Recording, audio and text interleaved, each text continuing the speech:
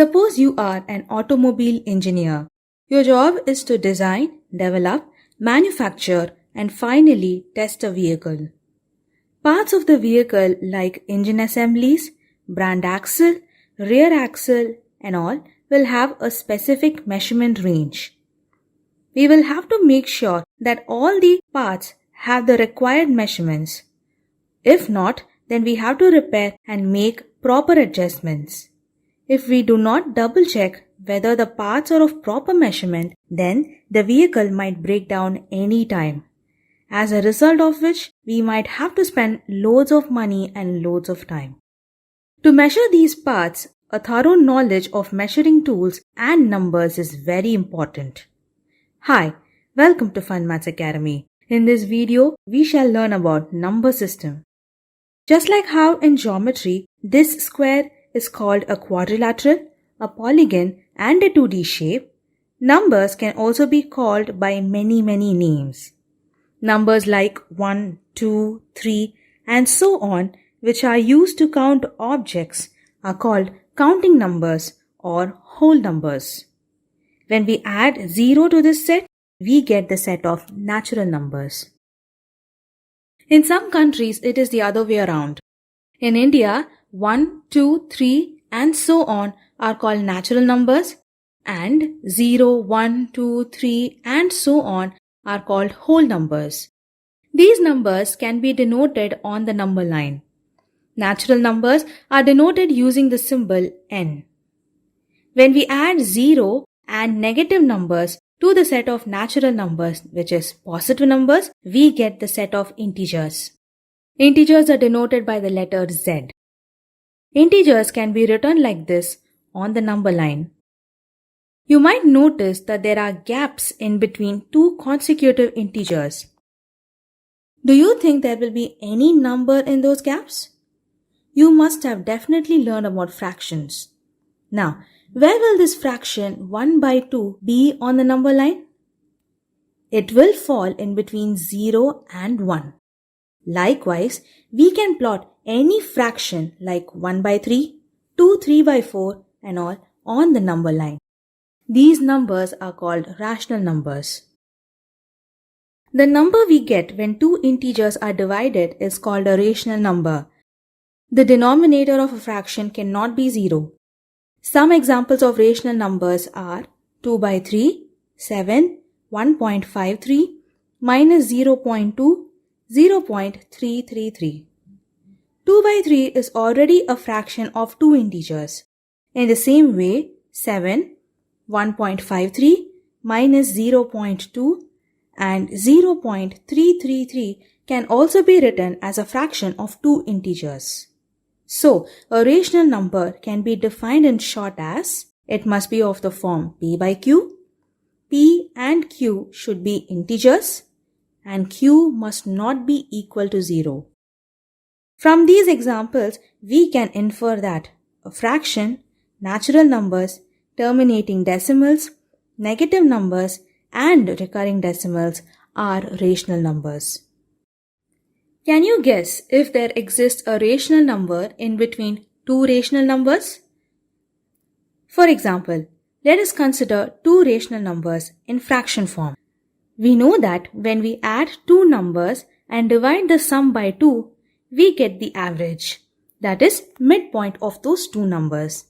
Likewise, on finding the average of two rational numbers, we get its midpoint to be a rational number too. Let us consider the two rational numbers to be 1 by 4 and 1 by 2. To find its average, add 1 by 4 and 1 by 2 together and divide by 2. To solve numerator, let us find LCM of 4 and 2, which is 4. To make 1 by 2 as a fraction with the denominator 4, multiply the numerator and denominator by 2, and then we get 2 by 4. Adding the like fractions 1 by 4 and 2 by 4, we get the numerator to be 3 by 4. To remove the division symbol from 3 by 4 divided by 2, we write it as 3 by 4 multiplied by the reciprocal of 2, that is 1 by 2. On multiplying these two fractions together, we get 3 by 8. Now, do you think there will be a rational number between 1 by 4 and the midpoint 3 by 8? Here also, by finding average between these two rational numbers, we get a rational number. Now, can you guess how many rational numbers will be there in between two rational numbers? That's right. On continuing this process, you will see that there are infinite number of rational numbers. Let us consider a rational number in decimal form. It can either be a terminating decimal or a non-terminating and repeating decimal. Repeating or recurring decimals are written in the form of a decimal number wherein a bar is drawn on the head of the numbers that repeats. The count of number of digits that are repeated are called length of period of the decimal. Do you think that every number on the number line is a rational number? If so, then where would root 2, which is not in the form p by q, be plotted on the number line? A number line doesn't just have rational numbers. We can understand that it is also filled with numbers like root 2, pi, e, phi, and many more square roots and cube roots. As these numbers are not rational numbers, but we call them irrational numbers. Pi is a famous number. Ratio of the circumference of a circle and its diameter is denoted by pi. We usually consider the approximate value of pi to be 22 by 7. The value of pi is not equal to 22 by 7, but it is only its closest value. One thing to note is the value of pi is a non-terminating decimal number. Mathematicians have checked whether it is recurring at any point, but no, pi is not a recurring decimal. From this, we can see that the decimal form of an irrational number is non-terminating and non-repeating. As these decimal numbers cannot be represented as a fraction, it is denoted using symbols like phi and e. This e is a transcendental number which is used to calculate the population at a given time. And this phi, which is golden ratio, is present in artwork and construction of buildings. When you find square root of a number which is not a perfect square, you will get an irrational number. Did you know that Pythagoras decided that every number is a rational number? One of the Pythagorean philosophers named Hippasus showed that root 2 cannot be written as a fraction of integers. Other philosophers were not ready or able to accept it. As a punishment from God, Hippasus was drowned into the sea.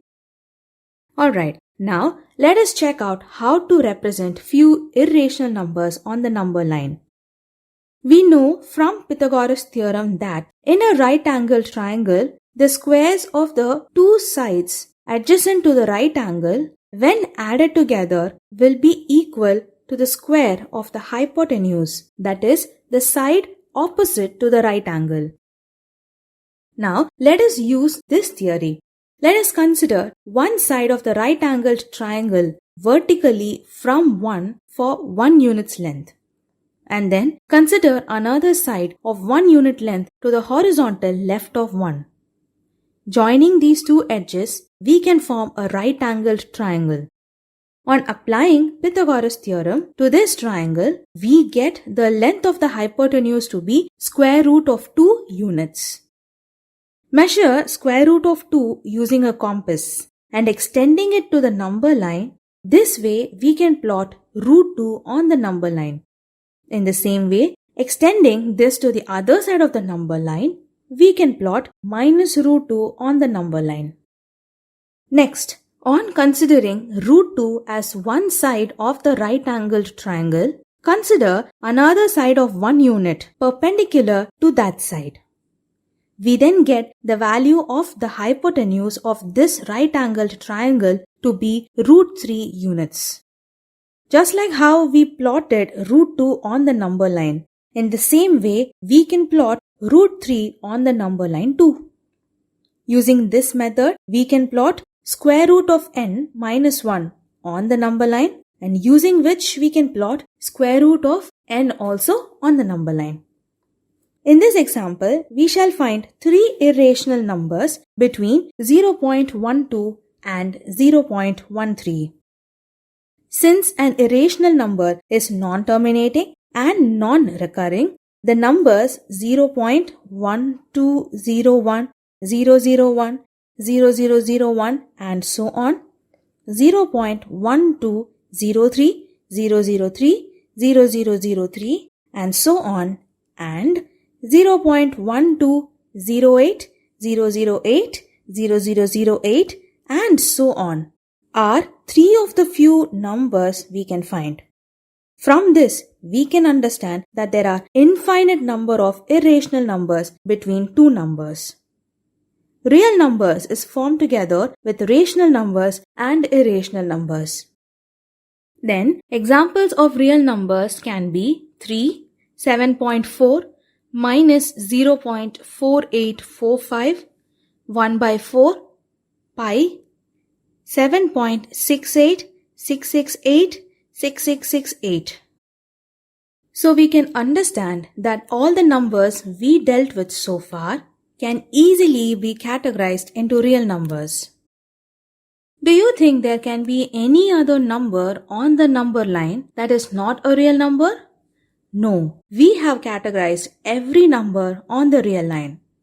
So we see that every real number has a unique place on the number line, and every point on the number line has a corresponding real number. So every set of numbers, that is natural numbers, integers, rational numbers and irrational numbers, all belong to the set of real numbers. Suppose you live in Chennai. You can say that you are in Tamil Nadu and in India and also in Asia. In the same way, we can say that set of natural numbers is also an integer and a rational number and also a real number. On the contrary, every real number need not be a natural number. For example, suppose you are in Chennai and your friend is in China. You both are in Asia, but that necessarily doesn't mean that your friend is in Chennai too. Remember the automobile example we discussed in the beginning of the video? There, every automotive measurement is a real number. Some of these measurements may be a whole number, and sometimes it can be an accurate valued decimal number up to 4 or 5 places. Now, let us check out how to represent 2.665 on the number line. Let us zoom the part between 2 and 3 on the number line. Let us divide it into 10 parts as 2.1, 2.2, 2.3 and so on up to 3. Since 2.665 is in between 2.6 and 2.7, let us zoom it in and divide it into 10 parts like 2.61, 2.62 and so on.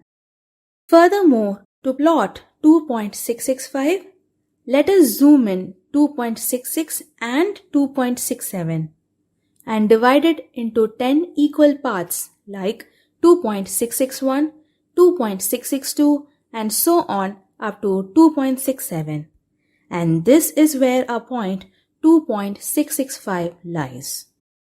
So in this video, we studied in detail the types of numbers. A link to an assessment on this topic is given in the description box. Do give it a try. If you have liked this video, hit the thumbs up button. And if you have found this video to be helpful and useful and easy to understand, then do share it with your friends and family. Subscribe to Fun Maths Academy to get constant updates of new videos. Thank you.